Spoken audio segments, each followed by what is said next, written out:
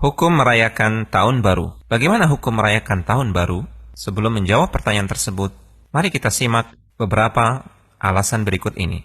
Pertama, turut merayakan Tahun Baru sama saja dengan meniru kebiasaan orang-orang kafir. Karena tradisi merayakan Tahun Baru ini muncul dan lahir serta berkembang di kalangan mereka. Nabi SAW melarang kita untuk meniru kebiasaan orang-orang fasik, termasuk orang-orang kafir. Beliau SAW bersabda, yang artinya, siapa yang meniru kebiasaan suatu kaum, maka dia termasuk bagian dari kaum tersebut.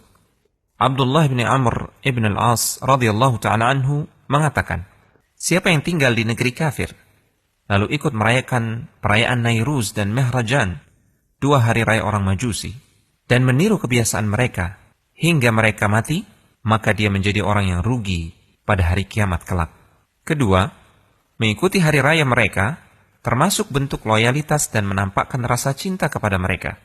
Padahal Allah Subhanahu wa Ta'ala telah melarang kita untuk menjadikan mereka sebagai kekasih dan menampakkan cinta kasih kepada mereka. Allah Subhanahu wa Ta'ala berfirman yang artinya, hai orang-orang yang beriman, janganlah kamu menjadikan musuhku dan musuhmu menjadi teman-teman setia yang kamu sampaikan kepada mereka rahasia, karena rasa kasih sayang. Padahal sesungguhnya mereka telah ingkar kepada kebenaran yang datang kepadamu. Ketiga, hari raya merupakan bagian dari agama dan doktrin keyakinan, bukan semata perkara dunia dan hiburan. Ketika Nabi SAW datang ke kota Madinah, penduduk kota tersebut merayakan 2 hari raya, Nairuz dan Mehrajan. Beliau pernah bersabda di hadapan penduduk Madinah, saya mendatangi kalian dan kalian memiliki 2 hari raya, yang kalian jadikan sebagai waktu untuk bermain dan hiburan. Padahal Allah Subhanahu wa Ta'ala telah menggantikan 2 hari raya terbaik untuk kalian, yaitu Idul Fitri dan Idul Adha. Perayaan Nairuz dan Mehrajan yang dirayakan penduduk Madinah, isinya hanya bermain-main dan makan-makan. Sama sekali tidak ada unsur ritual sebagaimana yang dilakukan oleh orang-orang Majusi, yang menjadi sumber asli 2 perayaan tersebut. Namun mengingat hari tersebut adalah perayaan orang-orang kafir, Nabi SAW melarangnya.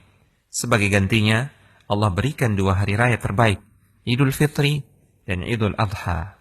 Untuk itu, turut bergembira dengan perayaan orang kafir, meskipun hanya bermain-main, tanpa mengikuti ritual keagamaan mereka, termasuk perbuatan yang terlarang, karena termasuk turut mensukseskan acara mereka. Keempat, di dalam Al-Quran, surat Al-Furqan, ayat yang ke-63 sampai dengan ayat yang ke-76, Allah Subhanahu wa Ta'ala berfirman, memuji sifat-sifat ibadur Rahman, yaitu hamba-hamba Allah yang terbaik. Di antara sifat mereka yang terpuji, disebutkan dalam ayat yang ke-72, dan orang-orang yang tidak turut dalam kegiatan Az-Zur. Sebagian ulama menafsirkan kata Az-Zur pada ayat di atas dengan hari raya orang kafir. Artinya, jika ada orang yang turut melibatkan dirinya dalam hari raya orang kafir, berarti dia bukanlah hamba Allah yang baik. Konsultasi syariah.com